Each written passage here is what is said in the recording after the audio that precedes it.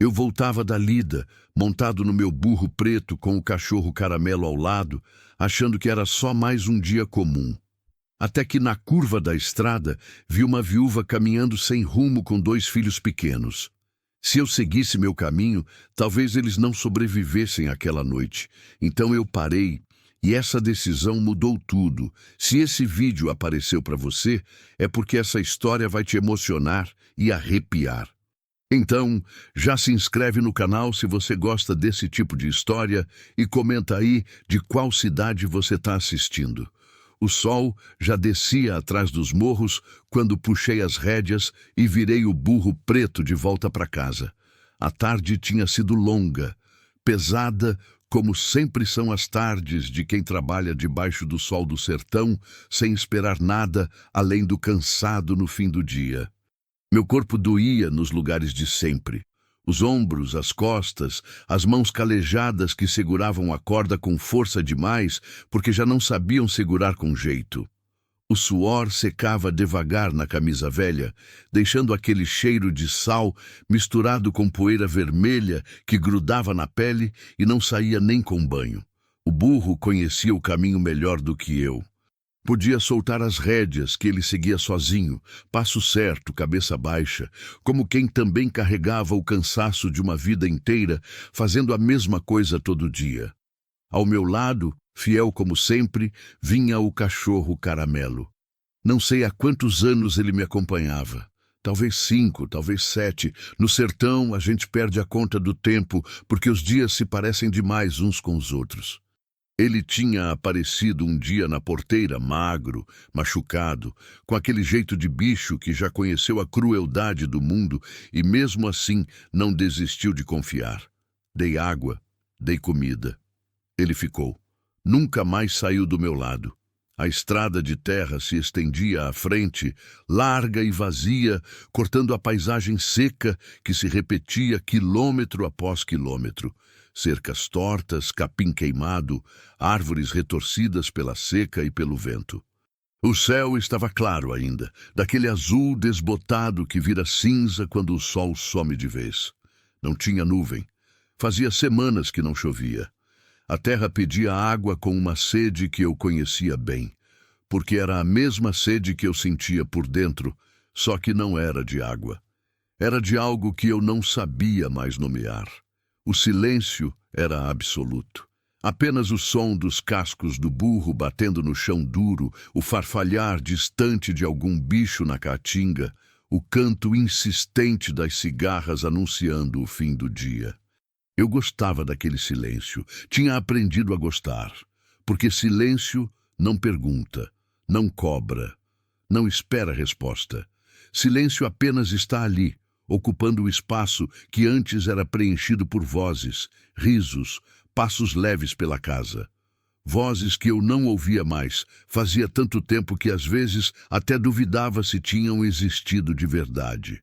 Minha mulher tinha morrido fazia 9 anos, ou 10, não lembro mais ao certo. O que lembro é do dia. Um dia comum, igual a tantos outros, até que de repente deixou de ser. Ela estava bem de manhã, reclamando da dor nas costas, dizendo que era coisa de idade, que passava. Não passou. À tarde, ela já não conseguia levantar da cama. À noite, quando consegui chegar com ela na cidade, no posto de saúde, já era tarde demais. Disseram que foi o coração. Disseram que não tinha como saber antes. Disseram muita coisa que não serviu para nada, porque no final ela estava morta e eu estava vivo, e nada do que disseram mudava isso. Eu não chorei no enterro, não chorei nos dias seguintes, não chorei nunca, não porque não doesse. Doía tanto que não cabia em lágrima. Doía num lugar fundo demais, num lugar que não tinha saída para fora. Então eu guardei tudo ali dentro e segui em frente, porque era o que se esperava de mim. Homem do sertão não para. Homem do sertão aguenta. Homem do sertão carrega o peso e segue, porque a vida não dá folga para quem fica parado chorando o que perdeu. A casa ficou vazia. Não vazia de móveis ou de coisas, vazia de sentido. Eu continuei morando lá, dormindo na mesma cama, comendo na mesma mesa, olhando para as mesmas paredes. Mas tudo tinha mudado. Era como se a casa tivesse morrido junto com ela, e o que sobrou fosse apenas um esqueleto de lugar, um casarão de barro e madeira que abrigava um homem que também tinha virado só esqueleto por dentro. Não voltei a falar muito. Antes eu conversava. Contava sobre o dia, sobre o gado, sobre os planos para o próximo mês. Ela ouvia, ria, respondia, fazia perguntas. A casa era cheia de som. Depois que ela se foi, percebi que eu não tinha mais para quem falar. O cachorro ouvia, mas cachorro não responde. O burro ouvia, mas burro não entende. Então fui ficando quieto, guardando as palavras dentro de mim junto com tudo mais que não tinha para onde ir. As pessoas da região sabiam da minha história. Alguns tentaram ajudar no começo, traziam comida, davam conselhos, sugeriam que eu procurasse companhia, que a vida seguia, que era jovem ainda. Eu agradecia, aceitava a comida, mas não aceitava os conselhos. Não porque achasse errado. Apenas porque não conseguia imaginar como seria viver de outro jeito que não fosse aquele. Acordar antes do sol, sair para o trabalho, voltar quando escurecia, comer sozinho, dormir sozinho, acordar de novo. Era uma rotina que doía, mas era minha rotina. E no sertão, a gente aprende que dor conhecida dói menos do que mudança desconhecida. O burro diminuiu o passo ao chegarmos na curva da estrada. Conhecia aquela curva. Era o ponto onde a estrada virava à esquerda e começava a subida suave que levava até minha propriedade. Mais 10 minutos e eu estaria em casa. Mais 10 minutos e poderia desmontar, tirar a sela, dar água e ração para o burro, jogar comida para o cachorro, esquentar algo para comer, sentar na varanda e olhar o escuro engolindo o sertão até o sono chegar. Mas foi na curva que eu vi. 3 vultos caminhando devagar, muito devagar, na beira da estrada. De longe pareciam sombras, miragens daquelas que o calor do sertão inventa para enganar os olhos cansados. Mas eram reais. Uma mulher e 2 crianças pequenas. Andavam na mesma direção que eu, só que a pé, carregando pouca coisa, quase nada. A mulher ia na frente, curvada pelo peso de uma sacola velha que pendia do ombro. Atrás dela, as 2 crianças se arrastavam, pequenas demais para aquela estrada, frágeis demais para aquele fim de tarde que logo viraria noite. Puxei as rédeas sem pensar. O burro parou. O cachorro parou junto, olhando para frente, as orelhas em pé, atento. Fiquei ali, parado, observando. Não era comum ver gente a pé naquela estrada. Não era estrada de passagem. Era estrada de quem mora por ali. De quem conhece cada curva, cada pedra, cada porteira. Gente de fora não vinha por aqui, e gente daqui não andava a pé com criança pequena ao cair da noite. Algo estava errado. Eu sentia. Era uma sensação pesada no peito, um aperto que eu conhecia bem, porque já tinha sentido antes, naquele dia em que cheguei em casa e percebi que minha mulher não estava bem, que algo tinha mudado, que o mundo estava prestes a desabar. Era a mesma sensação, o mesmo aperto, o mesmo medo silencioso que não tem nome, mas que a gente reconhece no instante em que aparece. Fiquei parado ali, montado no burro, observando aquelas 3 figuras se afastarem devagar. Podia seguir meu caminho. Podia virar à esquerda na curva e subir para casa. Podia fingir que não tinha visto. Podia me convencer de que não era problema meu, que cada um carrega sua cruz, que eu já tinha cruz demais para carregar. Podia fazer tudo isso, e por um momento, confesso, pensei em fazer. Mas o cachorro rosnou baixo.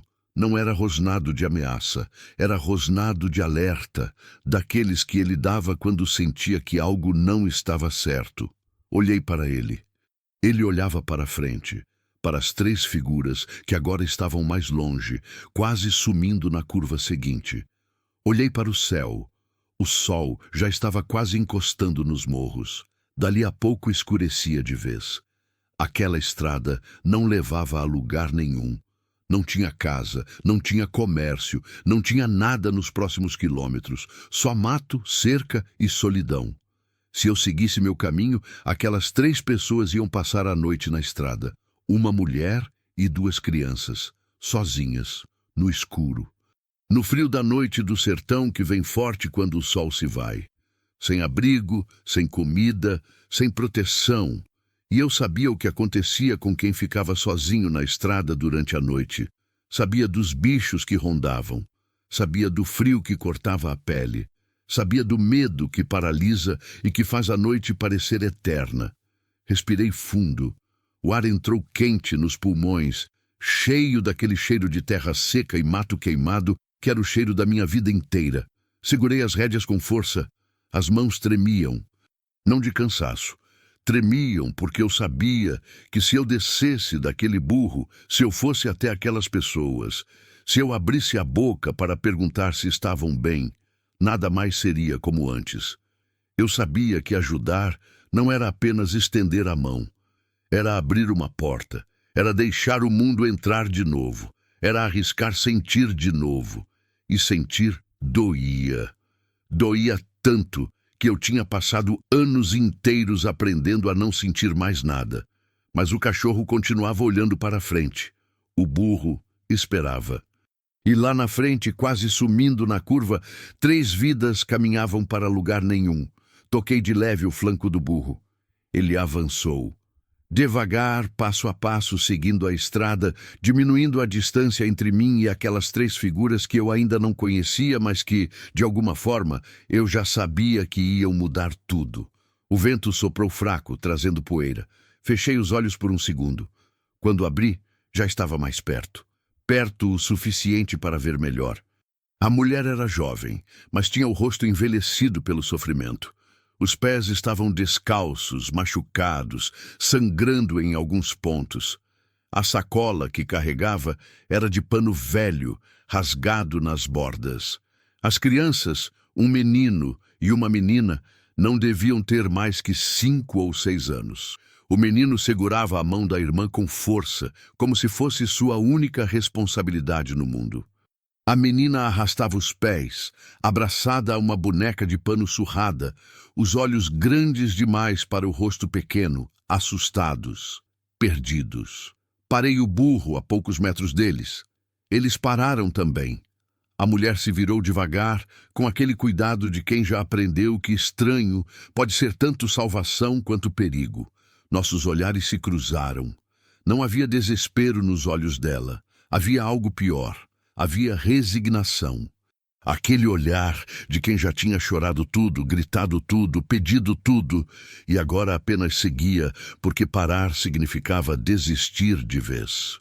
Desci do burro sem pressa. Meus pés tocaram o chão de terra vermelha que ainda estava quente do sol do dia. O cachorro desceu comigo, mas ficou perto, observando. Fiquei ali, parado, sem saber bem o que dizer. Fazia tanto tempo que eu não conversava de verdade com ninguém, que as palavras pareciam ter fugido de mim. Foi a menina quem quebrou o silêncio. Ela apontou para o cachorro e disse, com uma voz fina e cansada, "Ele morde?" Olhei para o cachorro. Ele abanou o rabo devagar, como se entendesse a pergunta. "Não", respondi. "Ele não morde." A menina sorriu, um sorriso pequeno, rápido, mas que iluminou o rosto dela por um instante. E naquele instante, algo dentro de mim se mexeu. Algo que estava morto fazia anos. Algo que eu tinha certeza que nunca mais ia acordar. Olhei para a mulher. Ela continuava me olhando, esperando. Esperando que eu dissesse algo, que eu fizesse algo, ou que eu simplesmente seguisse meu caminho e a deixasse em paz com sua dor. Mas eu não segui meu caminho. Abri a boca e perguntei a única coisa que importava. "Vocês estão bem?" A pergunta ficou suspensa no ar por um tempo que pareceu longo demais. A mulher me olhava com uma desconfiança que eu entendia perfeitamente. No sertão, bondade gratuita quase sempre vem com preço escondido. Gente que para na estrada para ajudar muitas vezes quer algo em troca. E mulher sozinha com criança pequena, Aprende rápido a desconfiar de qualquer homem que se aproxima, por mais inofensivo que pareça. Ela abaixou os olhos antes de responder. Olhou para as crianças, depois para a estrada vazia à frente, depois para o céu, que já começava a mudar de cor, virando aquele laranja avermelhado que antecede o escuro. Quando falou, a voz saiu cansada, sem força, mas sem choro também. Era a voz de quem já tinha passado do ponto de pedir piedade. "Estamos indo", disse ela, simples assim. Não era resposta, era fuga. Mas eu conhecia aquele jeito de falar. Era o mesmo jeito que eu usava quando alguém perguntava como eu estava e eu respondia, "Vou levando." Porque dizer a verdade exigia energia que eu não tinha mais. "Indo para onde?" Insisti sem mover um passo, mantendo distância para não assustá-la mais do que já estava assustada. Ela hesitou. O menino apertou mais a mão da irmã. A menina abraçou a boneca de pano com mais força, encolhendo-se contra o irmão como se ele pudesse protegê-la de tudo. O cachorro se aproximou devagar, farejando o ar, e sentou no chão entre mim e eles, como se soubesse que precisava ser a ponte entre dois mundos que ainda não se tocavam. "Pra cidade", respondeu finalmente, mas a voz dela denunciava que nem ela mesma acreditava nisso. Olhei para a estrada à frente. A cidade mais próxima ficava a mais de 20 quilômetros dali. 20 quilômetros de estrada de terra, sem casa, sem poço, sem nada. A pé, com 2 crianças pequenas, levaria o dia inteiro.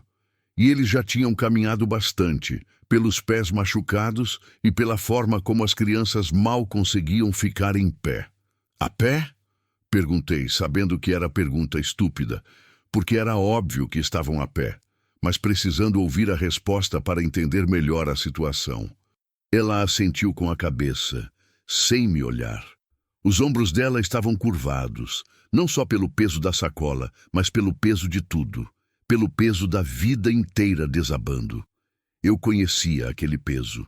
Carregava o meu fazia anos. E sabia que tem hora que a gente curva, não porque quer, mas porque não aguenta mais ficar de pé. "Não vão chegar", falei, e a dureza da minha voz me surpreendeu. Não era dureza de maldade, era dureza de verdade. "Escurece logo. A estrada não tem luz, não tem casa. É perigoso." Ela finalmente levantou os olhos para mim, e naqueles olhos eu vi algo que me acertou como soco no estômago. Vi a mesma coisa que eu tinha visto no espelho nos primeiros meses depois que minha mulher morreu. Vi desistência. Não desistência de viver, mas desistência de esperar que as coisas melhorassem. Desistência de acreditar que alguém ia aparecer para ajudar. Desistência de tudo, menos de continuar andando porque parar seria pior.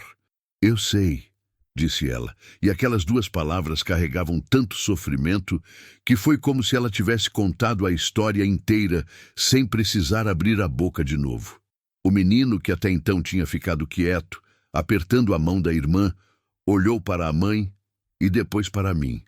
Devia ter uns 6 anos, talvez 7, pequeno demais para carregar nos ombros o que ele estava carregando. Mas o sertão não espera ninguém crescer para jogar o peso da vida em cima. O sertão joga e pronto. E quem aguenta, aguenta. Quem não aguenta, some. "Minha irmã tá com fome", disse o menino, e a voz dele saiu firme, corajosa, como se fosse responsabilidade dele dizer o que a mãe não conseguia dizer.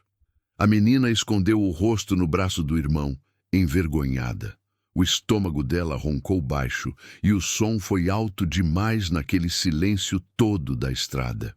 Senti algo apertar dentro do peito, uma dor diferente, uma dor que não era minha, mas que de alguma forma doía em mim também.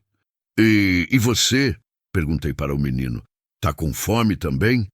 Ele hesitou. Olhou para a mãe, depois olhou para a irmã, depois olhou para mim e balançou a cabeça. "Não", mentiu. "Eu não. Menti também quando criança. Mentia quando meu pai perguntava se eu estava cansado, porque homem não podia estar cansado. Mentia quando minha mãe perguntava se eu estava com medo, porque homem não podia ter medo. Mentia porque aprendi cedo que cuidar dos outros começava escondendo o próprio sofrimento. E ali estava aquele menino, com seus 6 ou 7 anos, já fazendo a mesma coisa, já aprendendo a mentir para proteger quem ele amava. Respirei fundo. O sol estava descendo rápido agora. As sombras ficavam mais longas, o ar começava a esfriar. Logo seria noite. Noite de lua nova, escura, sem estrela para iluminar. Noite perigosa para quem estava perdido na estrada. O que aconteceu? Perguntei. E dessa vez não foi curiosidade. Foi necessidade. Porque eu precisava entender o que tinha trazido aquelas 3 pessoas para o meio do nada, sem nada, caminhando para lugar nenhum. A mulher respirou fundo, como se estivesse juntando coragem para falar. A mão dela tremeu quando levantou para limpar o suor da testa. Ela estava cansada, tão cansada que parecia que ia desabar ali mesmo, no meio da estrada, e nunca mais levantar. Meu marido morreu faz 3 meses, começou ela, a voz baixa, mas firme. A gente morava numa casa que não era nossa. Era de um homem que deixou a gente ficar enquanto meu marido trabalhava para ele. Quando meu marido morreu, ele disse que a gente tinha 1 semana para sair. Eu pedi mais tempo. Ele não deu. Disse que não era problema dele, que a gente tinha que se virar. Ela parou, respirou, continuou. Tentei ficar na cidade, tentei arrumar trabalho, mas ninguém quer mulher com 2 crianças pequenas. Todo mundo diz que atrapalha. Que criança dá trabalho, que não dá para confiar. Fiquei uns dias na casa de uma prima. Ela deixou a gente dormir no chão da cozinha, mas o marido dela começou a reclamar. Disse que não podia sustentar boca que não era dele. Disse que a gente tinha que sair. Saímos hoje de manhã. Estamos andando desde cedo. Não sei para onde ir, só sei que não posso parar. E a história saiu toda de uma vez, sem pausas, sem choro, como se ela tivesse ensaiado tantas vezes na cabeça que as palavras já vinham prontas, organizadas, limpas de emoção, porque emoção dói demais para ser mostrada. Eu conhecia aquele jeito de contar sofrimento. Era o jeito de quem já tinha chorado sozinho tantas vezes que não via sentido em chorar na frente dos outros. E a família? Perguntei. Os pais? Irmãos? Meu pai morreu quando eu era criança. Minha mãe casou de novo e foi embora para outro estado. Não sei nem onde ela está. Não tenho irmão. Meu marido também não tinha família. Era só nós. Agora é só eu e eles. Ela olhou para as crianças quando disse isso e pela primeira vez vi algo além de cansaço no olhar dela. Vi amor. Um amor feroz, desesperado, do tipo que faz mãe caminhar 20 quilômetros descalça, com os pés sangrando, só para não deixar os filhos dormirem sozinhos na rua.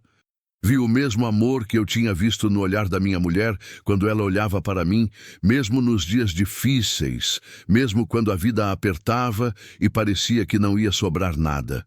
Fiquei ali parado, com as rédeas do burro na mão, o cachorro sentado ao meu lado, aquelas 3 pessoas à minha frente, esperando que eu dissesse alguma coisa, fizesse alguma coisa, ou simplesmente fosse embora e deixasse eles continuarem seu caminho sem destino.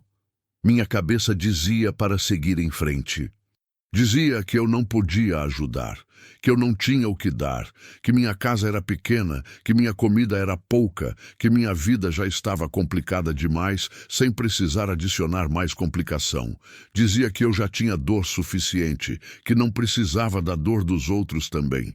Dizia todas essas coisas com voz clara, lógica, sensata. Mas meu coração dizia outra coisa.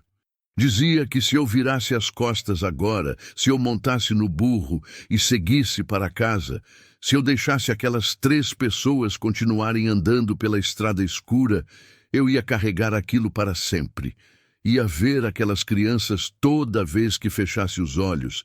Ia ouvir a voz daquele menino dizendo que a irmã estava com fome. Ia lembrar do olhar daquela mulher, viúva como eu, perdida como eu, só que com 2 crianças pequenas dependendo dela para sobreviver. O cachorro levantou e caminhou até as crianças. Fareou elas devagar, o rabo abanando fraco. A menina soltou a mão do irmão e estendeu a mão pequena, tocando a cabeça do cachorro com cuidado, como se tivesse medo que ele fosse embora se ela fizesse muito barulho. O cachorro encostou o focinho na mão dela e ficou ali, quieto, deixando que ela o acariciasse. Foi naquele momento que eu entendi. Não foi uma revelação grande, com luz do céu e voz de anjo.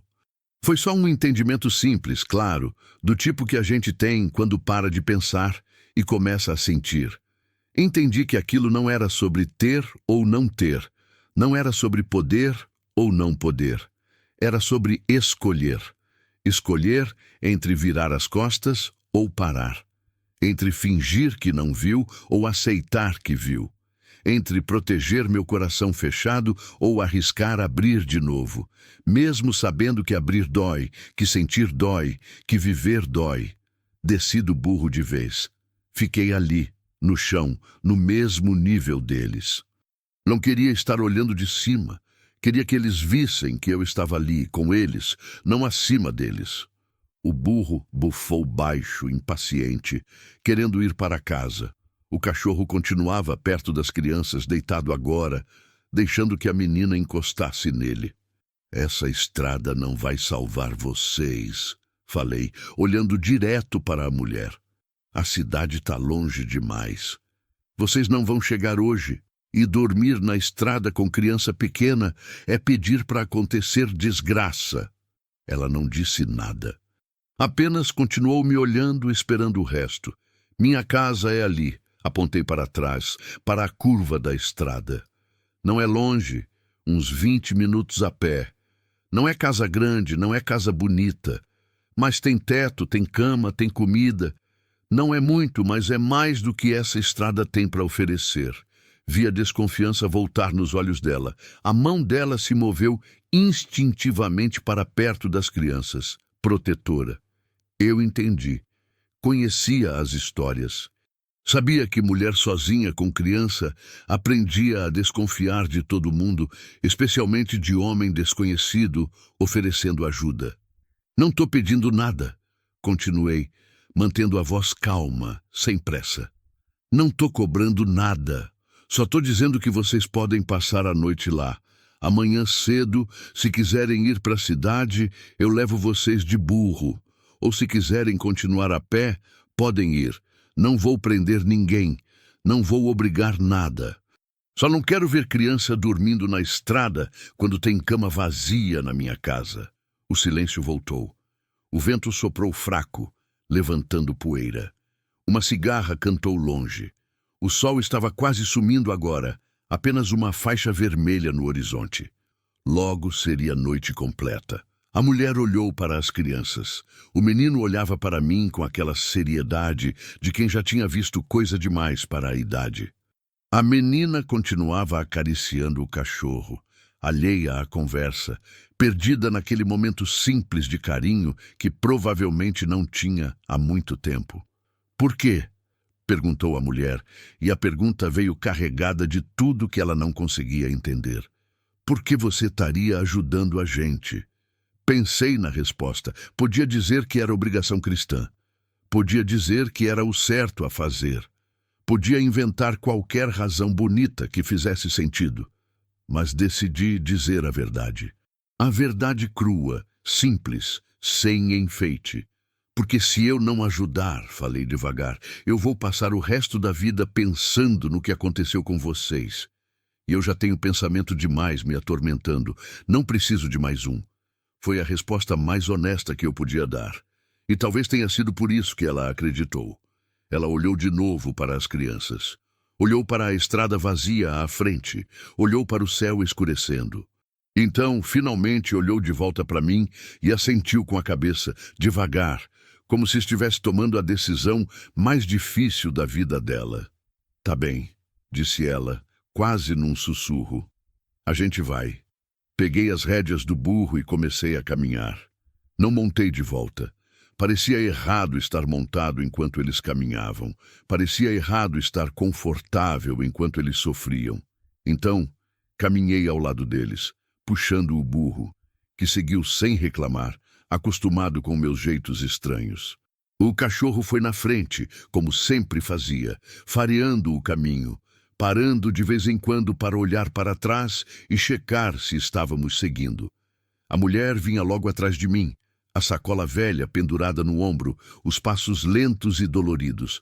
As crianças vinham ao lado dela, o menino ainda segurando firme a mão da irmã, a menina arrastando os pés, a boneca de pano apertada contra o peito. Ninguém falou nada durante os primeiros minutos.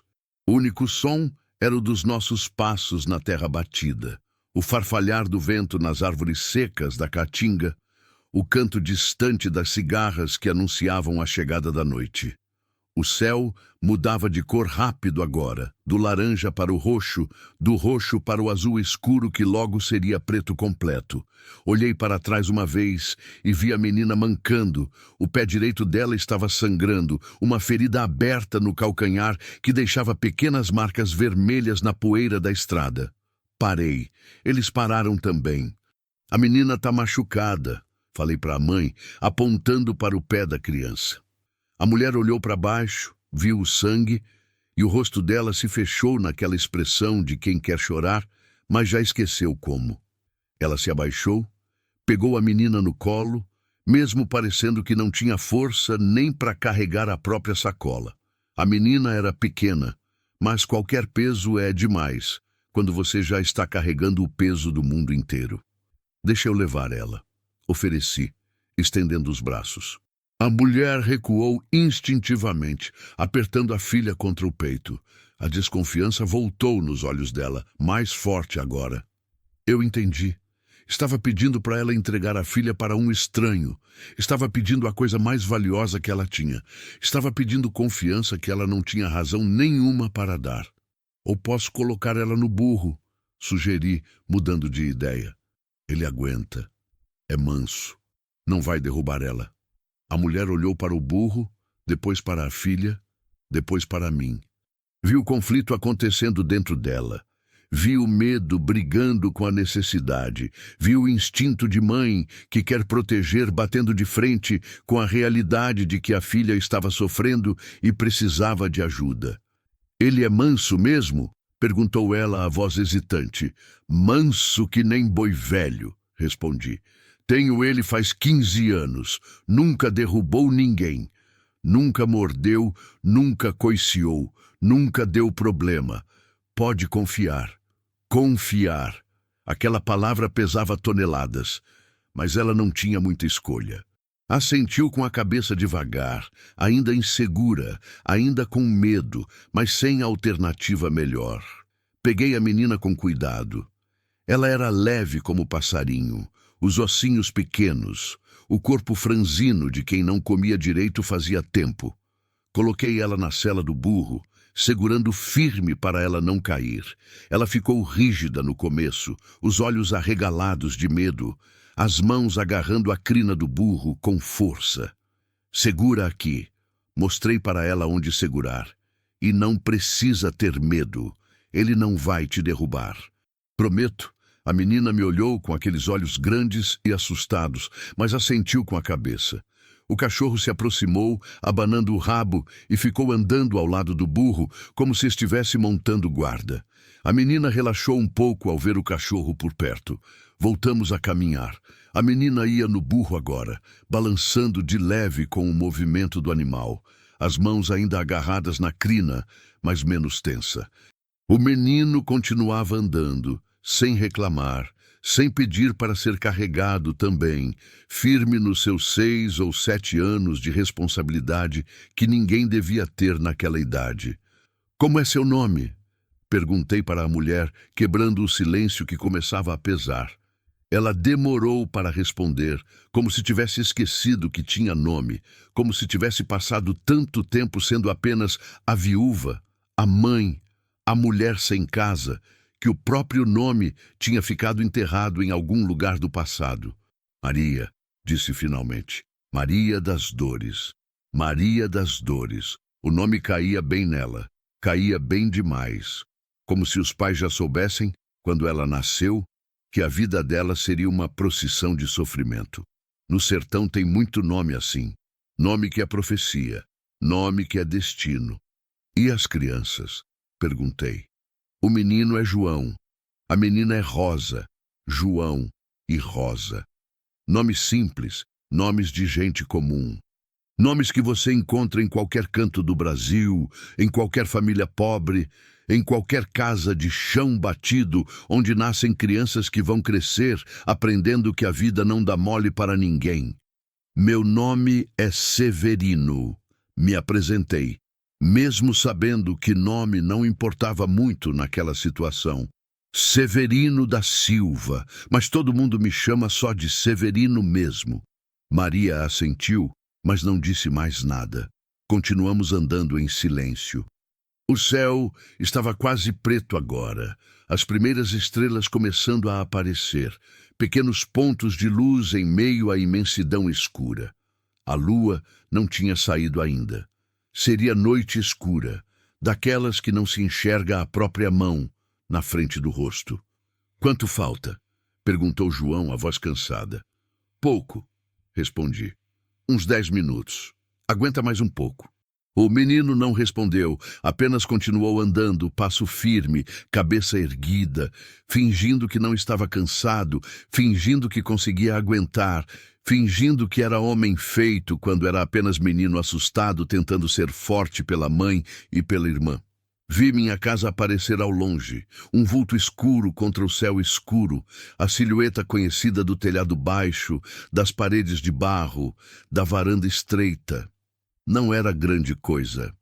Era casa simples, velha, com rachadura nas paredes e telha quebrada em alguns pontos. Mas era casa. Tinha porta, tinha janela, tinha chão. E naquele momento, vindo da estrada, com aquelas 3 pessoas cansadas atrás de mim, minha casa simples parecia um palácio. É ali, apontei. Aquela casa. Maria olhou. Não disse se achou bonita ou feia, grande ou pequena. Apenas olhou e continuou andando, como se já não esperasse mais nada da vida além de um teto para passar a noite. Chegamos à porteira. Abri a trava, empurrei a madeira velha que rangeu nos gonzos enferrujados. O cachorro entrou primeiro, correndo na frente, feliz de estar em casa. O burro entrou atrás dele, conhecendo cada pedra do caminho. Maria e João entraram por último, hesitantes, olhando ao redor como bichos assustados, entrando em território desconhecido. O terreiro da casa era de chão batido, varrido limpo, sem mato crescendo porque eu limpava toda semana, mais por costume do que por necessidade. De um lado ficava a casa, do outro, um pequeno curral onde eu guardava o burro à noite. Nos fundos, um galinheiro vazio, porque eu tinha desistido de criar galinha depois que uma cobra comeu todas num dia só, e eu não tive coragem de recomeçar. Parei o burro perto da casa, peguei Rosa da sela com cuidado, coloquei ela no chão. As perninhas dela tremeram quando pisou, mas ela ficou de pé, segurando na boneca, olhando ao redor com aqueles olhos enormes que brilhavam na pouca luz que vinha da casa dos vizinhos, longe, do outro lado da cerca. Vou acender um lampião, falei. Esperem aqui. Entrei em casa. O cheiro de fechado me recebeu como sempre.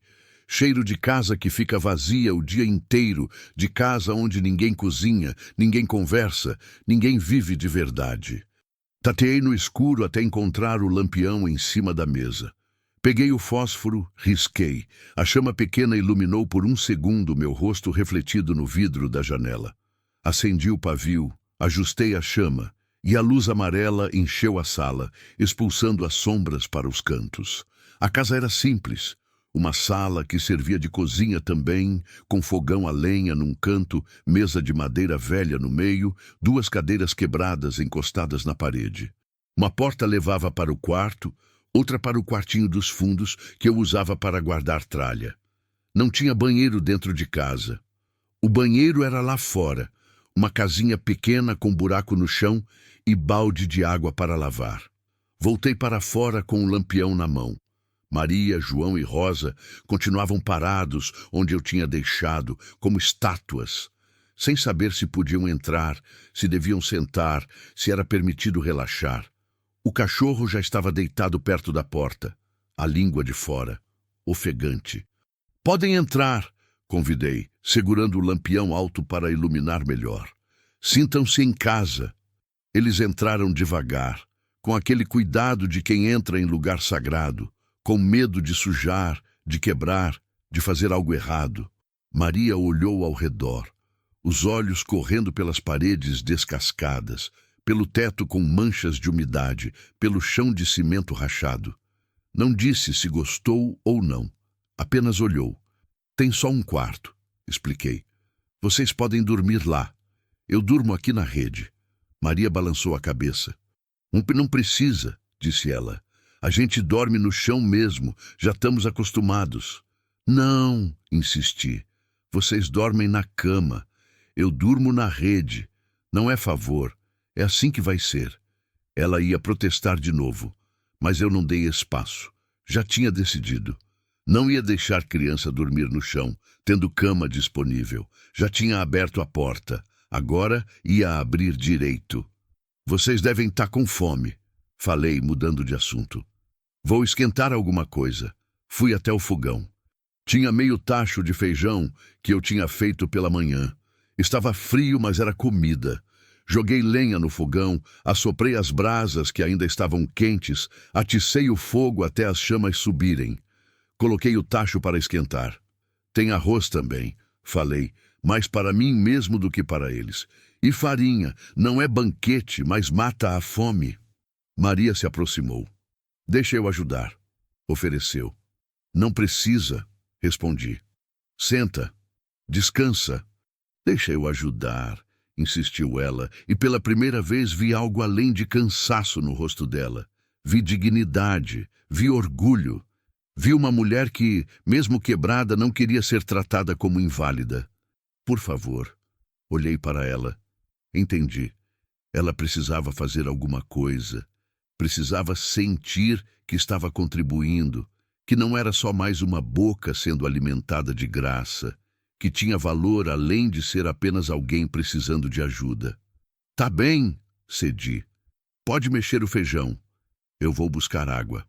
Peguei o balde e saí. O poço ficava uns 20 passos da casa, no canto do terreiro. Joguei o balde lá dentro, ouvi o barulho da água, puxei a corda. O balde subiu pesado, cheio até a boca. A água estava fria, limpa, com aquele gosto de terra que a gente só conhece quando bebe água de poço a vida inteira. Quando voltei, Maria estava na frente do fogão, mexendo o feijão com a colher de pau, o rosto iluminado pela luz do fogo. As crianças estavam sentadas no chão, encostadas na parede. Rosa ainda abraçada com a boneca. João olhando para tudo com aquela atenção de quem está mapeando cada detalhe, cada saída, cada perigo possível. Coloquei o balde na mesa. Peguei as canecas de alumínio, enchi 3, ofereci para eles. "Bebam", falei. "É água boa, de poço." João pegou a caneca, bebeu tudo de uma vez, a água escorrendo pelo canto da boca. Rosa bebeu mais devagar, com cuidado, como se tivesse medo que a água fosse acabar. Maria bebeu por último, os olhos fechados, saboreando cada gole como se fosse a coisa mais preciosa do mundo.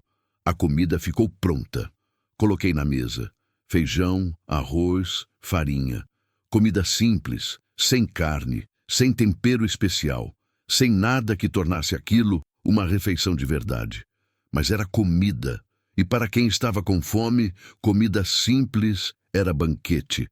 "Comam", convidei. Eles comeram. Devagar no começo, com vergonha, olhando para mim como se esperassem que eu fosse mudar de ideia e tirar a comida de volta. Mas quando viram que eu não ia fazer nada disso, começaram a comer mais rápido, a fome falando mais alto que a educação. João comeu 2 pratos, Rosa comeu 1,5. Maria comeu pouco, mais empurrando a comida do que comendo de verdade, como se não conseguisse relaxar o suficiente para ter fome. Eu não comi. Não tinha fome. Ficava apenas olhando eles comerem, e algo estranho acontecia dentro de mim. algo que eu não sentia fazia anos. Não era felicidade exatamente, era mais do que isso, era propósito. Era sentir que aquele dia, diferente de tantos outros dias vazios, tinha servido para alguma coisa, tinha salvado alguém, tinha impedido que algo ruim acontecesse, tinha feito diferença. Quando terminaram de comer, Maria recolheu os pratos e levou para lavar. Tentei impedir, mas ela não deixou. Lavou cada prato com cuidado, enxugou, guardou onde eu indiquei. As crianças começaram a cair de sono, Rosa com a cabeça no ombro do irmão, João lutando para manter os olhos abertos. Vou mostrar o quarto, falei. Peguei o lampião e os levei até lá. O quarto era pequeno, uma cama de casal velha, um guarda-roupa quebrado, uma janela com cortina rasgada. A cama ainda tinha os lençóis que minha mulher tinha colocado antes de morrer. Eu nunca tinha tirado, nunca tinha conseguido. Era como se tirar aqueles lençóis fosse apagar ela de vez. Podem dormir aqui, falei, a voz saindo mais rouca do que eu esperava. Maria olhou para a cama, depois para mim. Obrigada, disse ela, e aquela palavra simples carregava tudo o que ela não conseguia dizer. Carregava alívio, gratidão, medo, esperança, tudo junto, tudo misturado. Não precisa agradecer, respondi. Durmam.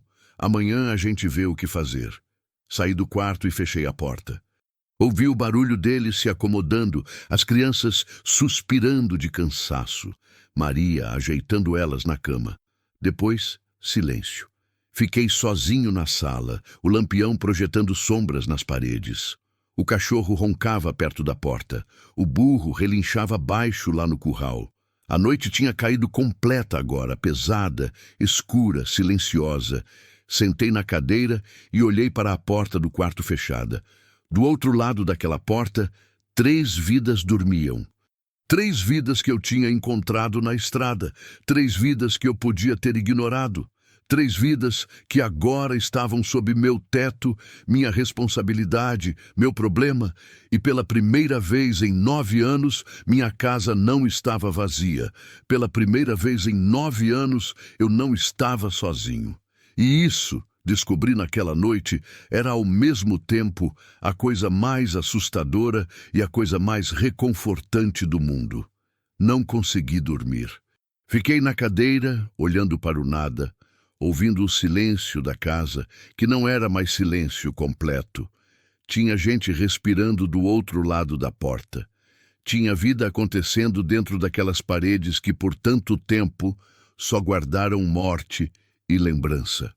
O lampião queimava baixo na mesa, a chama pequena tremendo de vez em quando o vento entrava pelas frestas da janela. A luz amarela dançava nas paredes, criando sombras que se moviam como fantasmas. Eu conhecia cada uma daquelas sombras. Conhecia cada rachadura daquela parede, cada mancha daquele teto, cada som daquela casa velha que rangia à noite, como se estivesse contando histórias antigas que ninguém mais queria ouvir. Levantei da cadeira. As pernas estavam duras, doloridas de tanto ficar sentado na mesma posição. Fui até a janela e olhei para fora. A noite estava escura como boca de lobo, sem lua, apenas as estrelas pequenas e distantes jogando aquela luz fraca que não iluminava nada. Dava para ver o vulto das árvores, o contorno da cerca, a forma escura do burro parado no curral.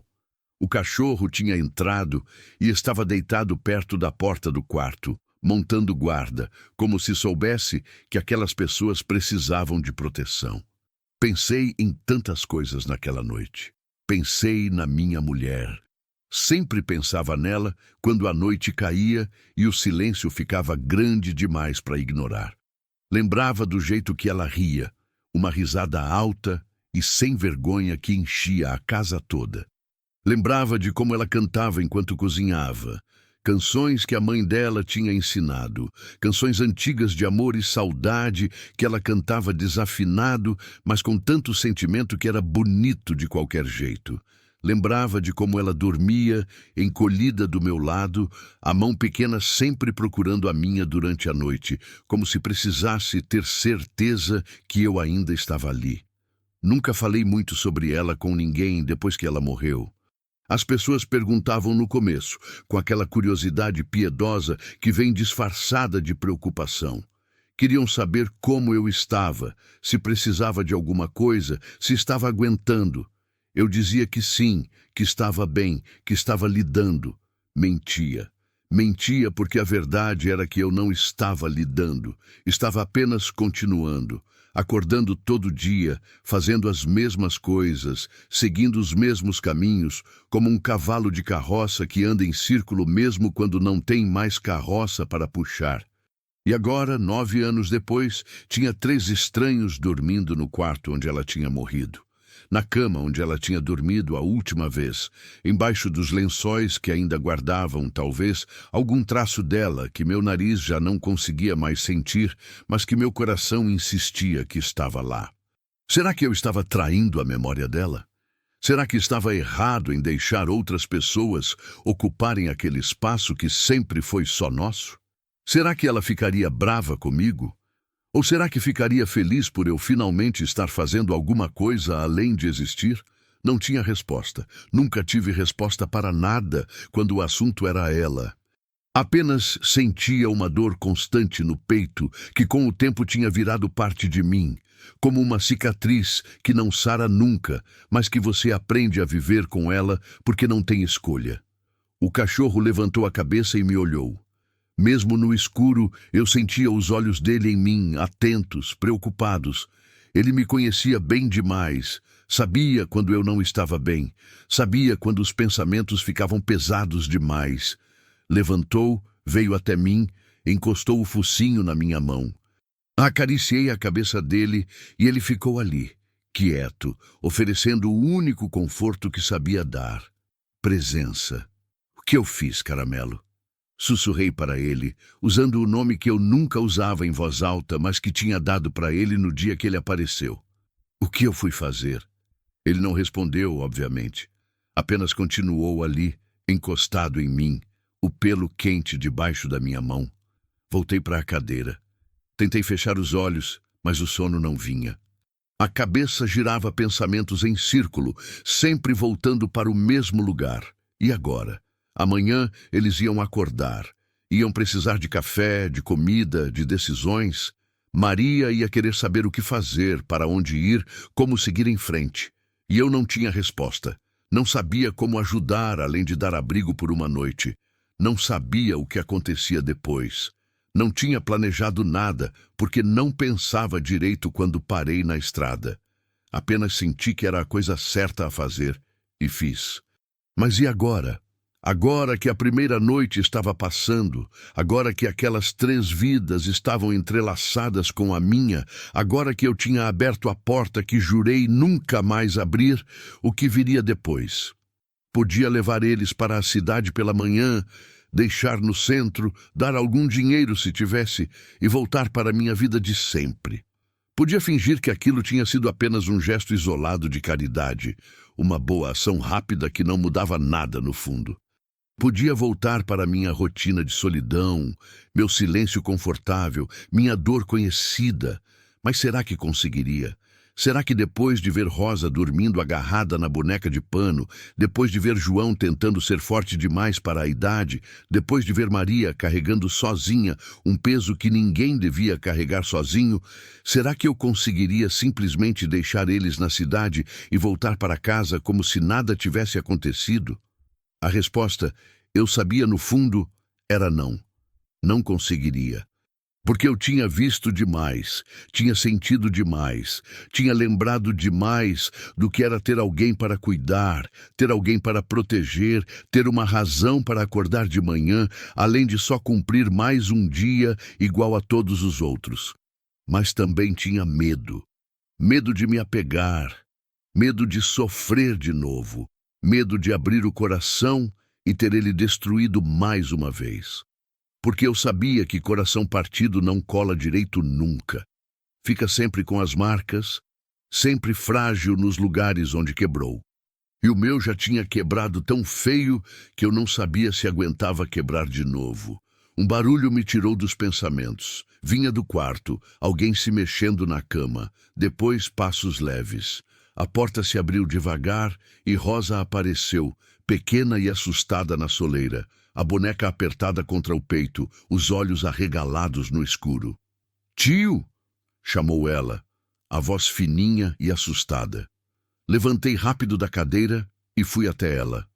"O que foi, pequena?" Perguntei baixo, para não acordar os outros. "Preciso fazer xixi", disse ela, envergonhada, quase chorando. "Vem." Peguei o lampião. "O banheiro é lá fora. Eu te levo." Saímos para o terreiro. A noite estava fria agora, o vento soprando gelado vindo do nada. Rosa tremeu, e percebi que ela estava apenas de camisola fina, descalça no chão de terra. Tirei minha camisa e coloquei em volta dela. A camisa engolia ela toda, arrastando no chão, mas pelo menos estava quente. Levei ela até o banheirinho nos fundos, segurei o lampião na porta para iluminar, esperei ela terminar. Quando voltamos, ela estava com sono de novo, os olhos caindo, tropeçando nos próprios pés. Peguei ela no colo sem pensar. Ela era leve como nada, os ossinhos frágeis, o corpinho pequeno tremendo do frio. Encostou a cabeça no meu ombro e suspirou. E aquele suspiro me acertou como murro no estômago. Fazia tanto tempo que ninguém encostava em mim assim. Fazia tanto tempo que ninguém confiava em mim assim. Fazia tanto tempo que eu não segurava a criança no colo, não sentia o peso de alguém pequeno dependendo de mim, não tinha aquela sensação de ser necessário para alguma coisa, além de tarefas e obrigações. Levei ela de volta para o quarto. Maria estava acordada, sentada na beirada da cama, o rosto preocupado. "Desculpa", disse ela baixo. "Ela te acordou?" "Eu não estava dormindo", respondi, colocando Rosa na cama com cuidado. "E não precisa pedir desculpa." Maria puxou a filha para perto, cobriu ela com o lençol, acariciou o cabelo dela até ela pegar no sono de novo. João dormia do outro lado, encolhido, respirando fundo, finalmente descansando de verdade. Fiquei ali parado na porta, segurando o lampião, sem saber se devia ir embora ou se devia ficar. Maria olhou para mim. E mesmo na pouca luz, eu via o cansaço no rosto dela. Mas também via algo mais. Via gratidão. Via alívio. Via aquela expressão de quem finalmente pode baixar a guarda um pouco, porque não está mais sozinha no mundo. "Obrigada", disse ela de novo, a voz quase sumindo. "Por tudo. Já falei que não precisa agradecer", respondi, mas sem rispidez. "Dorme. Amanhã a gente conversa." Saí e fechei a porta. Voltei para a sala. O cachorro tinha voltado para o posto dele perto da porta do quarto. Sentei na cadeira de novo, mas dessa vez era diferente. Tinha algo mudado dentro de mim. Não sabia explicar direito o que era. Era como se alguma coisa que estava congelada fazia anos tivesse começado a derreter devagar. Senti o peso da camisa que Rosa tinha deixado cair quando entrou no quarto. Peguei ela do chão, segurei nas mãos. Ainda estava morna do corpo dela. Ainda tinha aquele cheiro de criança, mistura de suor e poeira e inocência. Encostei a camisa no rosto e pela primeira vez em 9 anos senti as lágrimas virem. Não foram muitas, foram poucas, na verdade. Umas 3 ou 4 que escorreram quentes pelo rosto e molharam a camisa nas minhas mãos. Mas foram as primeiras. As primeiras em 9 anos. As primeiras desde que enterrei minha mulher e jurei nunca mais deixar nada me doer daquele jeito.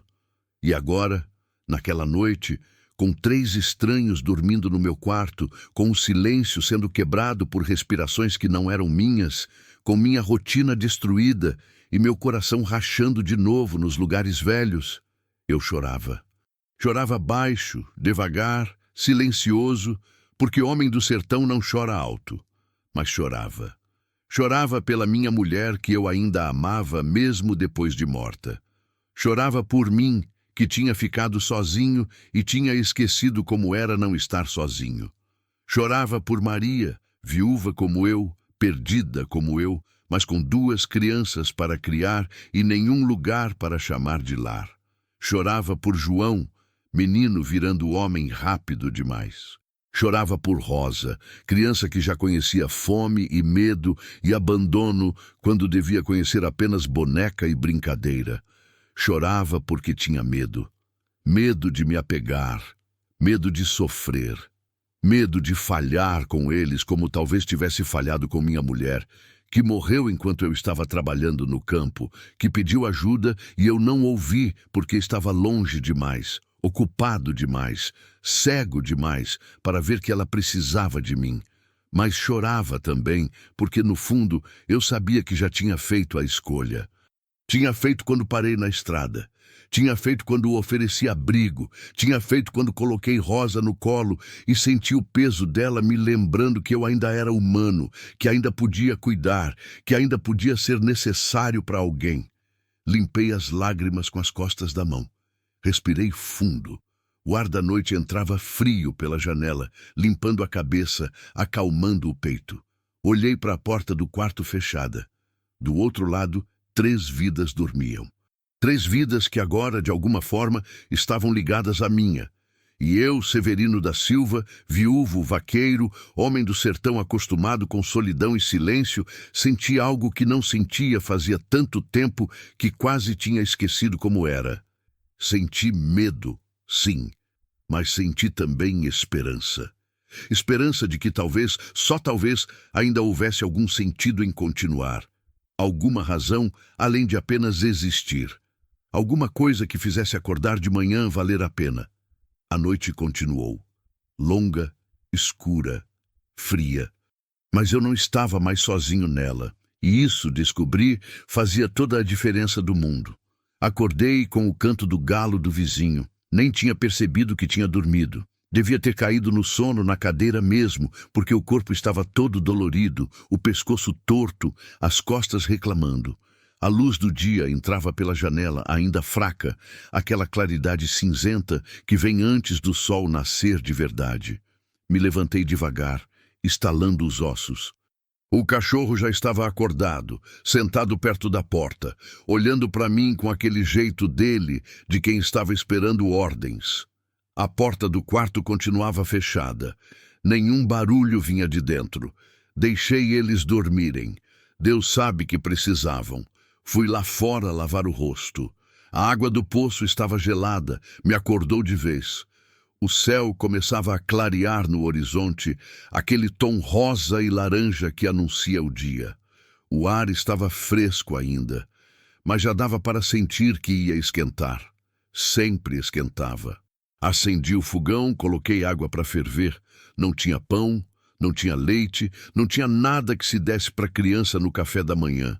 Tinha farinha, tinha café velho, tinha uns pedaços de rapadura que estavam guardados fazia meses. Ia ter que dar um jeito. Ia ter que ir na venda mais tarde, comprar coisa melhor. A porta do quarto se abriu. Maria saiu. O cabelo despenteado, o rosto ainda marcado pelo sono, mas os olhos alertas, já preocupados com o dia que começava.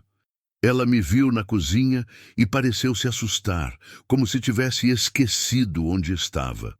"Bom dia", disse ela, a voz rouca. "Bom dia", respondi. "Dormiu bem?" "Dormi." Ela olhou para trás, para o quarto.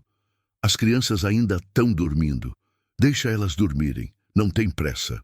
Maria veio até a cozinha, olhou para o fogão, para a água fervendo, para a pobreza da minha despensa, que ela devia estar vendo com aqueles olhos de mãe que sabe calcular quanto dá para fazer com o pouco que tem. "Vou fazer café", falei. "E depois eu vou na venda. Preciso comprar umas coisas." "Não precisa", disse ela rápido demais. "A gente não quer dar trabalho." "Não é trabalho", cortei. "É necessidade. Criança precisa comer direito. Vou comprar pão, vou comprar leite." Fim de conversa. Ela ia protestar, mas eu já tinha virado de costas, mexendo no café, encerrando o assunto. Ouvi ela suspirar baixo, resignada.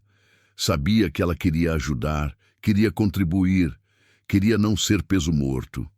Mas também sabia que ela não tinha como. Não tinha dinheiro, não tinha nada. E eu não ia deixar orgulho atrapalhar o que precisava ser feito. João apareceu na porta do quarto, esfregando os olhos, o cabelo em pé. Me viu e ficou parado, como se ainda estivesse tentando lembrar onde estava e como tinha chegado ali. "Bom dia, João!" Cumprimentei. "Bom dia", respondeu ele, a voz ainda cheia de sono. "Tá com fome?" Ele olhou para a mãe antes de responder. Ela assentiu com a cabeça. Ele olhou de volta para mim. "Tô. Então senta aí que já vou dar café. Cadê sua irmã?" "Ainda tá dormindo." "Deixa ela. Quando acordar, a gente dá café para ela também." Servi o café. Era café forte, amargo, do jeito que eu gostava, mas Maria colocou rapadura para adoçar o do menino. Dei farinha com manteiga. Não era grande coisa, mas João comeu como se fosse festa.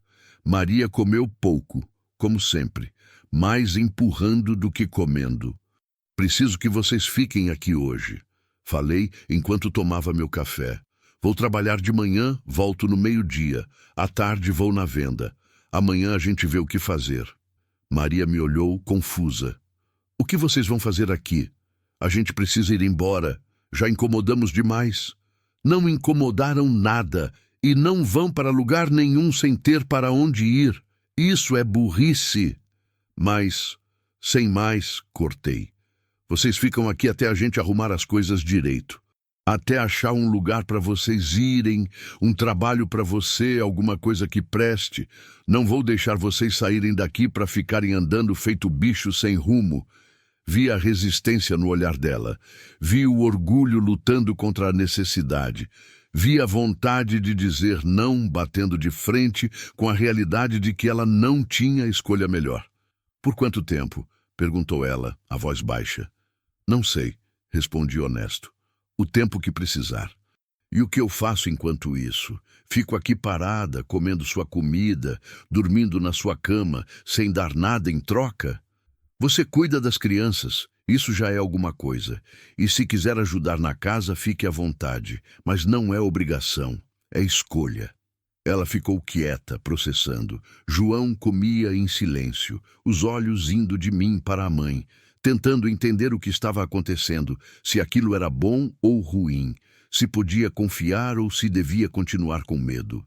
Rosa apareceu na porta, ainda mais amassada que o irmão, os olhos inchados, a boneca arrastando no chão.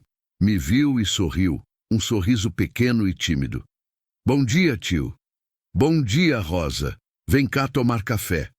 Ela veio, sentou ao lado do irmão. Servi café com bastante rapadura, dei farinha com manteiga.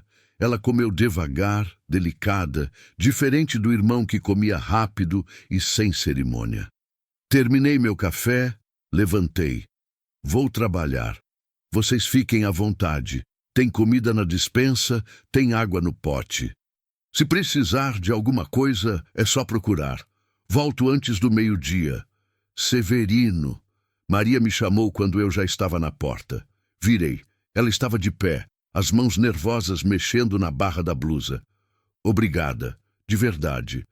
Eu não sei como vou pagar isso tudo, mas eu juro que vou achar um jeito."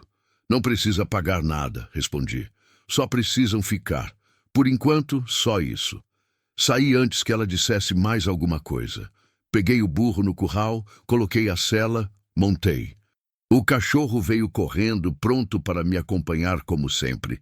Olhei para trás uma vez antes de sair. Maria estava na porta, João e Rosa ao lado dela, os três olhando para mim. Acenei. Eles acenaram de volta. Toquei o burro. Ele saiu para o trabalho, conhecendo o caminho, mas minha cabeça não estava no trabalho. Estava na casa que eu tinha deixado para trás, cheia pela primeira vez em 9 anos. E pela primeira vez em 9 anos, eu tinha pressa de voltar para casa. Porque agora tinha alguém esperando. O trabalho naquele dia foi mais pesado do que o normal, ou talvez fosse só minha cabeça que estava pesada demais para o corpo acompanhar. Passei a manhã consertando cerca, amarrando arame farpado que tinha arrebentado, cravando mourão novo, onde o velho tinha apodrecido. O sol subia devagar, mas queimava forte. e o suor escorria pelas costas, grudando a camisa na pele. O burro pastava perto, as rédeas soltas, enquanto eu trabalhava. O cachorro tinha sumido atrás de algum rastro, como sempre fazia, mas voltava de vez em quando para checar se eu ainda estava ali. Trabalhei no automático, as mãos fazendo o serviço que já tinham feito 1000 vezes, mas a cabeça longe, voltando sempre para a casa, para aquelas 3 pessoas que estavam lá esperando. Tentei não pensar muito. Pensar demais sempre complicava tudo, mas não conseguia parar. Ficava imaginando o que eles estavam fazendo. Se Maria tinha arrumado a casa. Se as crianças estavam brincando ou se continuavam assustadas, quietas, com aquele medo de quem não sabe se pode relaxar. Se Rosa tinha perguntado pela boneca, se João tinha saído para explorar o terreiro, se Maria tinha chorado sozinha quando as crianças não estavam vendo. Parei de trabalhar por um momento, limpei o suor da testa com as costas da mão. Olhei para o céu. O sol já estava alto, passando do meio-dia. Hora de voltar. Juntei as ferramentas, coloquei na sacola velha que levava amarrada na sela, assoviei para o cachorro. Ele veio correndo, a língua de fora, feliz como sempre ficava quando a gente ia embora. Montei no burro e voltei pelo mesmo caminho de sempre. Mas tudo parecia diferente. A estrada era a mesma, o capim seco era o mesmo, o céu azul e limpo era o mesmo. Mas eu não era. Alguma coisa tinha mudado dentro de mim, e eu ainda não sabia direito o que era. Quando cheguei perto de casa e vi a fumaça subindo do fogão, o coração deu um pulo estranho no peito. Tinha alguém lá. Tinha vida acontecendo dentro daquelas paredes. Não era mais só eu voltando para o vazio. Desci do burro na porteira. O cachorro correu na frente, latindo, avisando que a gente tinha chegado. A porta da casa se abriu e João apareceu, pequeno no batente, olhando para mim com aqueles olhos sérios demais para a idade. Acenou devagar. Acenei de volta. Levei o burro para o curral, tirei a sela, dei água e milho. Ele comeu com vontade enquanto eu limpava o suor do lombo dele com um saco velho. O cachorro já tinha entrado na casa. Ouvi Rosa gritar de alegria lá dentro, provavelmente porque ele tinha chegado. Lavei as mãos no poço, joguei água no rosto, no pescoço, respirei fundo antes de entrar.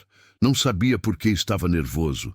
Era minha casa, mas ao mesmo tempo não era mais só minha. Entrei. O cheiro de comida me recebeu. Maria estava na frente do fogão, mexendo alguma coisa no tacho. A casa estava diferente, mais limpa, mais organizada, mais viva. O chão tinha sido varrido, as cadeiras estavam no lugar certo, a mesa limpa e arrumada. Rosa brincava no chão com o cachorro, a boneca esquecida ao lado. João estava sentado num canto, observando tudo em silêncio. "Chegou", disse Maria quando me viu. E tinha algo diferente no jeito dela falar. Menos medo, talvez, ou menos cansaço. Eu fiz comida. Tinha feijão, tinha arroz, tinha uns pedaços de carne seca. Espero que não se importe. "Não me importo", respondi, tirando o chapéu e pendurando no prego perto da porta. "Essa casa é de vocês também agora." As palavras saíram antes que eu pensasse direito nelas. E quando saíram, ficaram ali no ar, pesadas, significando mais do que eu tinha planejado dizer. Maria me olhou, os olhos arregalados, a colher parada no ar. "Como é?" perguntou ela baixo. "Essa casa", repeti mais devagar, pensando melhor nas palavras, mas não mudando o sentido. "É de vocês também. Enquanto precisarem ficar, é casa de vocês." Vi as lágrimas começarem nos olhos dela. Ela virou rápido para o fogão, escondendo o rosto, mexendo a comida com força demais, tentando disfarçar. Mas eu tinha visto. E tinha entendido. Às vezes, as palavras simples são as que doem mais, no bom sentido. Sentamos para comer. A comida estava boa, muito melhor do que eu fazia. Maria tinha jeito, aquele jeito de quem aprendeu a cozinhar fazendo pouco virar muito, transformando o resto em refeição. Comemos em silêncio no começo, Só o barulho dos talheres e da mastigação. Eu tenho que ir na venda à tarde, falei depois de um tempo. Comprar umas coisas que estão faltando. Vocês querem ir junto ou preferem ficar? A gente fica, respondeu Maria rápido. Não precisa a gente ir. E, Severino, eu não tenho como pagar as coisas que você vai comprar. Eu sei. Não estou pedindo para você pagar, estou comprando porque precisa ser comprado. Mas eu não posso ficar aceitando tudo assim, sem dar nada em troca. Não é certo. Coloquei o garfo na mesa, olhei para ela direto. Maria, você está dando alguma coisa em troca. Está dando vida para essa casa, que estava morta fazia 9 anos. Está fazendo comida boa, está limpando, está enchendo esse lugar de som e movimento. Isso já é mais do que qualquer dinheiro pode pagar. Ela abaixou os olhos, as mãos apertando o garfo com força. Eu só não quero que você pense que a gente está se aproveitando. Não penso. E se você continuar falando nisso, eu vou começar a ficar irritado. Rosa riu, um riso pequeno e rápido. Maria olhou para a filha, depois para mim, e finalmente um sorriso pequeno apareceu no canto da boca dela. Foi o primeiro sorriso que eu vi naquele rosto, e mudou tudo. Fez ela parecer mais nova, menos cansada, mais viva. Tá bom, cedeu ela. Mas só por enquanto. Quando eu arrumar trabalho, eu pago tudo. Quando você arrumar trabalho, a gente vê. Concordei, não prometendo nada, mas também não discutindo. Por enquanto, as coisas são como são. Terminamos de comer. Maria recolheu os pratos antes que eu pudesse ajudar. João saiu para o terreiro, curioso, querendo explorar. Rosa ficou brincando com o cachorro. Fui me trocar, colocar roupa melhor para ir na venda. Quando saí do quarto, Maria estava na janela, olhando para fora, para João, que perseguia uma galinha que tinha entrado pelo buraco da cerca. O rosto dela estava mais suave agora, menos tenso, e pela primeira vez, desde que eu tinha encontrado ela na estrada, parecia uma mulher de verdade e não apenas um fantasma carregando peso. Severino, chamou ela sem virar. Posso te perguntar uma coisa? Pode. Por que você está fazendo isso? De verdade. Não é só porque a gente estava na estrada. Tem algo mais. Eu sei que tem. Fiquei quieto por um momento pensando na resposta. Podia mentir, inventar alguma coisa bonita. Mas tinha algo nela que pedia verdade. Então dei verdade. Minha mulher morreu faz 9 anos. Comecei, a voz saindo mais rouca do que eu esperava. De repente, sem aviso. Num dia ela estava aqui, no outro não estava mais. E eu fiquei sozinho nessa casa, sem saber o que fazer, sem saber como seguir. Passei 9 anos apenas existindo. Acordando, trabalhando, voltando, dormindo. Sem sentir nada, sem viver nada, apenas passando os dias esperando sei lá o quê. E aí eu vi vocês na estrada. E vi que se eu não parasse, vocês iam morrer. Talvez não naquela noite, mas em breve. E eu não podia deixar isso acontecer. Não porque sou bom, mas porque eu sei o que é estar perdido e sozinho e sem saber o que fazer. Sei o que é precisar de alguém e não ter ninguém. Então parei. E agora vocês estão aqui. Eu não sei o que vem depois, não sei se isso é certo ou errado, não sei se vou me arrepender ou não. Só sei que pela primeira vez em 9 anos, eu tenho uma razão para voltar para casa, que não é apenas porque eu moro aqui. O silêncio ficou pesado depois que terminei de falar. Maria continuava olhando para fora, mas vi os ombros dela tremendo levemente. Estava chorando, mas sem fazer barulho, sem se virar, com aquela dignidade de quem chora escondido, porque tem vergonha de mostrar fraqueza. Obrigada, disse ela finalmente, a voz quebrada. Não só por ajudar a gente, mas por ser honesto, por não fingir que isso é fácil ou simples, por me tratar como gente e não como favor. Você é gente, respondi, e merece ser tratada como tal. Peguei o chapéu, coloquei na cabeça, fui em direção à porta. Volto logo, avisei. Se precisarem de alguma coisa, é só gritar que o vizinho mais perto ouve. A gente vai ficar bem, disse Maria, jamais controlada, limpando o rosto com as costas da mão. Pode ir tranquilo. Saí. O sol estava forte agora, no meio do céu, queimando tudo. Montei no burro e segui para a venda, que ficava a uns 3 quilômetros dali. O cachorro foi junto, como sempre, mas minha cabeça ficou para trás, na casa, com aquelas 3 pessoas que tinham chegado sem avisar e que agora faziam parte da minha vida de um jeito que eu ainda estava tentando entender. E pela primeira vez em muito tempo, o futuro parecia menos vazio. Parecia que tinha alguma coisa ali na frente que valia a pena alcançar. A venda do seu Antônio ficava na encruzilhada, um lugar de encontro onde gente de várias propriedades passava para comprar o básico e trocar notícia. Era um barraco de madeira velha, com telhado de zinco, prateleiras tortas cheias de lata, saco de farinha, ferramentas enferrujadas e miudezas. Cheiro de querosene, fumo e cachaça misturado com cheiro de terra e suor. Quando cheguei, tinha 2 homens conversando na frente, sentados em caixote, chapéu na cabeça, cigarro na boca. Reconheci os 2. Zé do Pasto, dono de uma fazenda pequena a uns 5 quilômetros, e Tonho da Venda Velha, que morava mais para o lado da serra. Acenaram quando me viram. Acenei de volta, amarrei o burro no tronco na sombra, dei água num balde velho que ficava ali para isso. O cachorro se deitou embaixo do burro, aproveitando a sombra também. Entrei na venda. Seu Antônio estava atrás do balcão, somando contas num caderno velho com lápis que lambia de vez em quando. Era homem pequeno, magro, com bigode fino e olhos espertos que não perdiam nada. Conhecia todo mundo da região, sabia de todas as histórias, guardava todos os segredos porque venda é confessionário do sertão.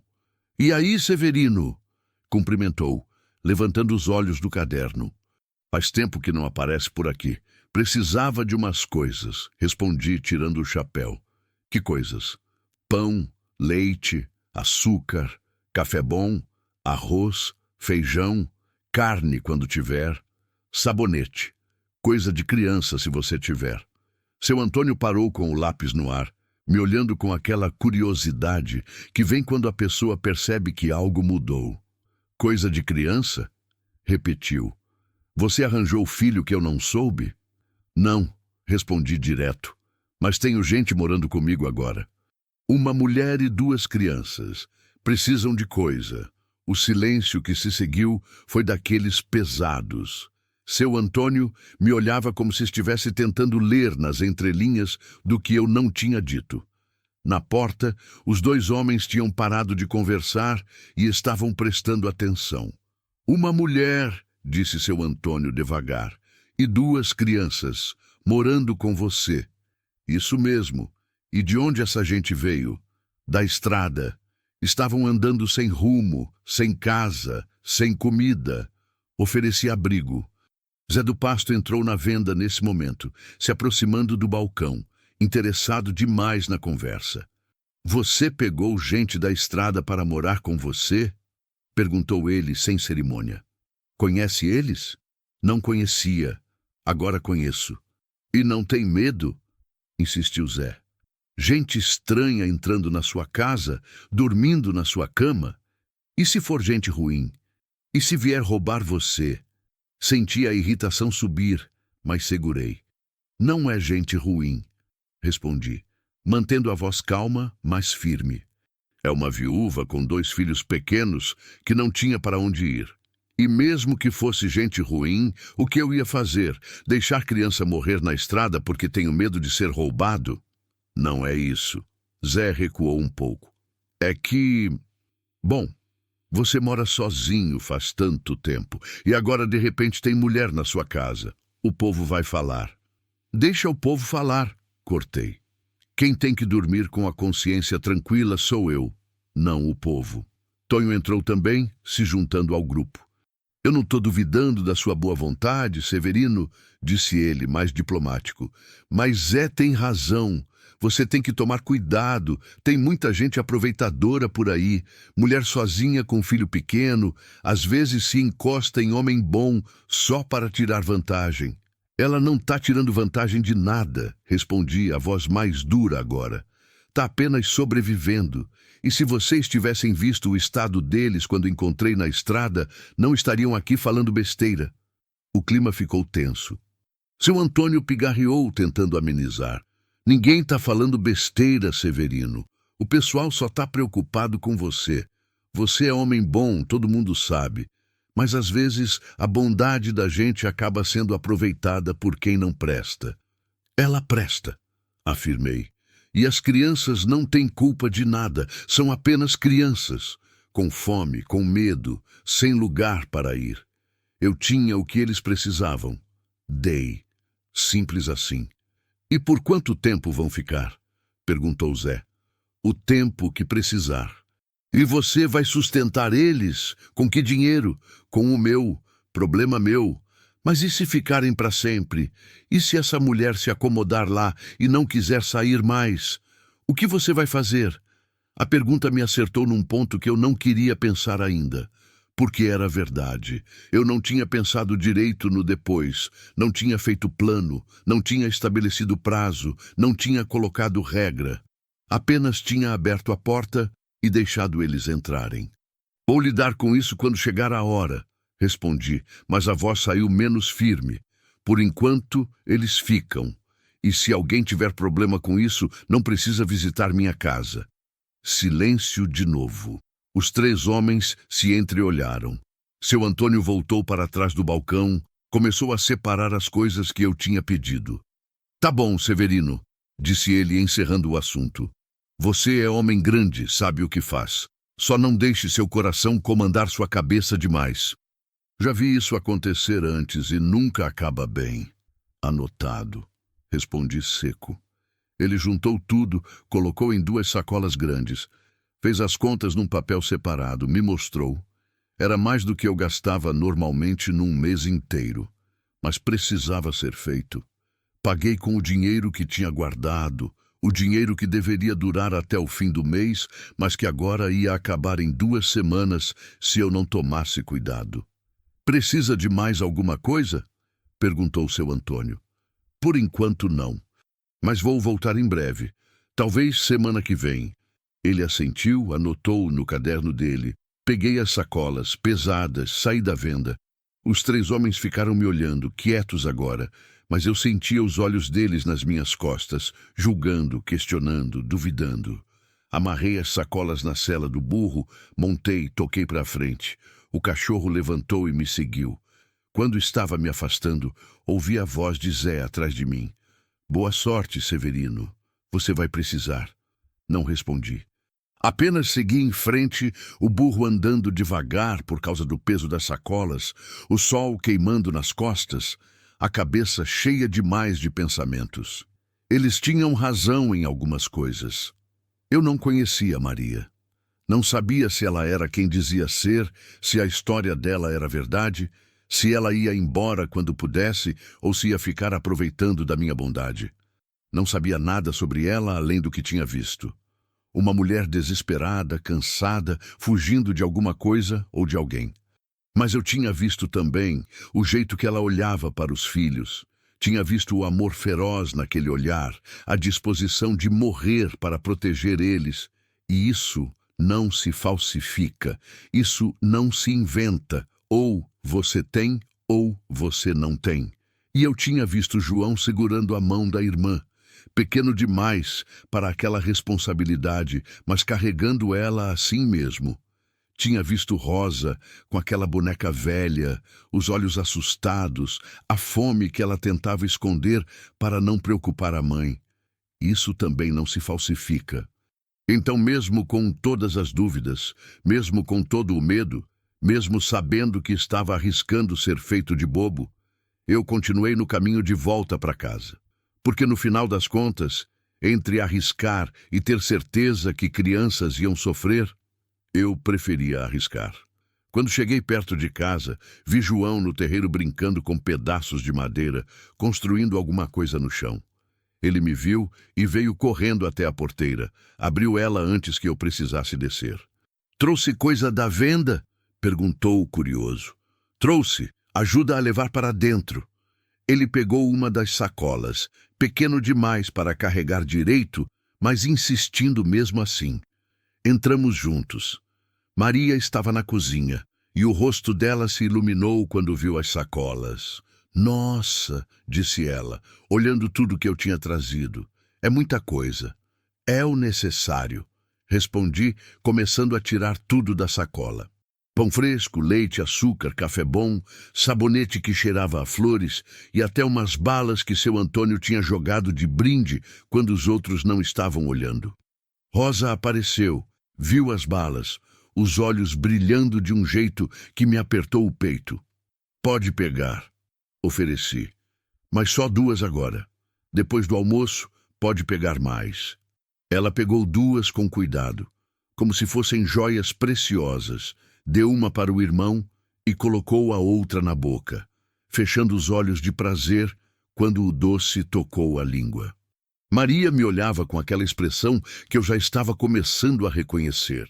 Gratidão misturada com culpa, felicidade misturada com medo, alívio misturado com preocupação. "Você não precisava", começou ela. "Precisava sim", cortei antes que ela continuasse. "E não quero mais ouvir sobre isso.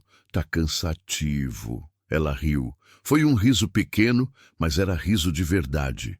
E aquele som simples de alguém rindo na minha cozinha, fez tudo valer a pena. Todas as dúvidas, todos os medos, todos os comentários maldosos que eu tinha ouvido na venda e que ainda ia ouvir mais, tudo isso desapareceu por um momento quando ouvi aquele riso. Porque pela primeira vez em 9 anos, minha casa tinha alegria dentro dela. E isso, descobri, era mais valioso do que qualquer dinheiro que eu tinha gasto ou ainda ia gastar. Os dias que se seguiram foram estranhos, diferentes de tudo que eu tinha vivido nos últimos 9 anos. A casa ganhou ritmo, rotina nova, sons que eu não estava acostumado a ouvir. Maria acordava antes de mim, acendia o fogão, preparava café. O cheiro me acordava e por um momento, ainda sonolento, eu esquecia que ela não era minha mulher, que aquilo não era minha vida de verdade, que era apenas temporário. Mas então eu abria os olhos e lembrava. E lembrando, vinha o medo. Medo de me acostumar. Medo de me apegar. Medo de construir alguma coisa em cima de areia que podia sumir com a primeira chuva forte. João e Rosa foram perdendo o medo aos poucos. O menino explorava o terreiro, ajudava com pequenas tarefas, carregava lenha, buscava água no poço. Queria ser útil, queria provar que não era peso morto. Eu deixava, mesmo sabendo que ele era pequeno demais para aquilo, porque entendia a necessidade dele de contribuir, de ter valor, de não ser apenas mais uma boca para alimentar. Rosa se apegou ao cachorro de um jeito que eu não esperava. Os dois eram inseparáveis. Ela o seguia pelo terreiro, conversava com ele como se ele entendesse, dividia com ele os pedaços de pão que sobrava do café. O cachorro aceitava aquela adoração com a paciência de quem sabe que criança precisa de amigo, mesmo que esse amigo tenha 4 patas e não fale. Maria limpava a casa, cozinhava, remendava a roupa. Não porque eu pedisse, mas porque precisava fazer alguma coisa com as mãos e com o tempo. E aos poucos, a casa foi mudando. As paredes continuavam rachadas, o teto continuava manchado, o chão continuava de cimento velho, mas tinha algo diferente. Tinha vida, tinha cuidado, tinha aquele toque de quem mora, não apenas existe. Uma tarde, enquanto eu consertava a cerca do curral, Maria veio até mim. Trazia água numa caneca de alumínio e o sol batia no rosto dela de um jeito que fazia parecer mais jovem, menos cansada. "Toma", ofereceu. "Tá muito calor." Bebi a água toda. Agradeci. Ela ficou ali parada, olhando para o horizonte, para a imensidão seca do sertão que se estendia até onde a vista alcançava. É bonito aqui, disse ela de repente. De um jeito triste, mas é bonito. É, concordei, olhando também. O sertão é assim, bonito e triste ao mesmo tempo. Te mata se você bobear, mas te abraça também, do jeito dele. Você gosta daqui? Não era pergunta, era afirmação, mas respondi mesmo assim. Nasci aqui, cresci aqui, casei aqui, perdi tudo aqui. É o único lugar que eu conheço. É o único lugar que faz sentido para mim, mesmo quando não faz sentido nenhum. Maria assentiu, entendendo sem precisar que eu explicasse mais. Severino, começou ela, a voz hesitante. Eu preciso falar uma coisa. Meu estômago apertou. Aquele tom de voz não trazia boa notícia. Era o tom de quem vai dizer algo difícil, algo que estava entalado há dias. Fala, encorajei, mesmo com medo do que ia ouvir. A gente não pode ficar aqui para sempre. Você sabe disso. Isso não é vida. Você está gastando seu dinheiro com a gente, está dividindo tudo que você tem e eu não tenho como retribuir. Não é justo com você. Já falei que não precisa retribuir nada. Mas eu preciso ter minha vida, Severino. Meus filhos precisam ter futuro. Não posso viver de favor para sempre. Não é certo. Não é digno. As palavras doíam, porque eram verdade. Eu sabia que ela tinha razão. Sabia que aquilo não podia durar para sempre. Sabia que em algum momento eles teriam que seguir em frente, encontrar seu próprio caminho, construir sua própria vida.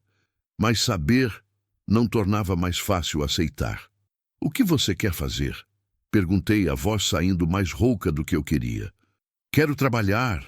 Quero arrumar um jeito de sustentar meus filhos. Quero ter casa minha, vida minha. Não porque aqui não seja bom. É bom demais. Você é bom demais. Mas justamente por isso.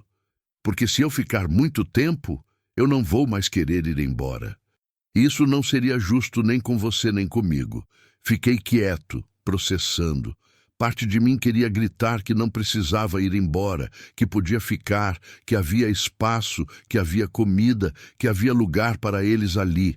Mas outra parte, a parte sensata que ainda funcionava, apesar do coração estar gritando o contrário, sabia que ela estava certa. Tem alguma coisa que você sabe fazer? Perguntei, prático. Algum trabalho que você possa arrumar? Sei cozinhar, sei limpar, sei costurar, sei cuidar de criança. Não tenho estudo, mas tenho vontade de trabalhar. Na cidade é difícil arrumar trabalho assim. Todo mundo quer gente com experiência, com referência, com documento. Eu sei, mas preciso tentar. Pensei rápido. Conhecia algumas pessoas na cidade. Não muitas, porque não era homem de fazer amizade fácil. Mas conhecia algumas. Talvez pudesse perguntar, ver se alguém precisava de empregada, de cozinheira, de algo. Posso perguntar por aí? Ofereci. Vê se alguém precisa de alguém. Os olhos dela brilharam esperançosos. Faria isso? Já estou fazendo. Ela sorriu, e naquele sorriso eu vi alívio misturado com tristeza. Porque ela queria ir embora, mas também não queria. Queria ter vida própria, mas também queria ficar onde estava segura. Era complicado. Tudo era complicado quando envolvia coração e necessidade. Obrigada, disse ela baixo, por tudo.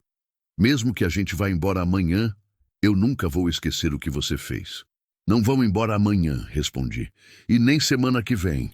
Vão embora quando for o tempo certo, quando tiver para onde ir, quando tiver como se sustentar. Até lá ficam aqui, sem pressa, sem pressão. Ela assentiu, os olhos marejados. Virou e foi embora antes que as lágrimas caíssem, e eu fiquei ali parado, segurando o martelo, olhando para ela se afastar. E foi naquele momento que entendi uma coisa que devia ter entendido antes. Eu não queria que eles fossem embora. Tinha me acostumado com a presença deles. Tinha me acostumado com o som das crianças brincando, com o cheiro da comida de verdade na mesa, com Maria organizando a casa, com aquela sensação de que a vida tinha voltado a fazer sentido. Mas, ao mesmo tempo, sabia que não podia pedir para eles ficarem, porque isso seria egoísmo. Seria prender eles ali apenas para satisfazer minha necessidade de não estar sozinho. E eles mereciam mais do que isso. Mereciam escolha. Mereciam liberdade. Mereciam futuro. Então decidi que ia fazer o que tinha dito. Ia ajudar Maria a encontrar trabalho. Ia ajudar eles a construírem vida própria.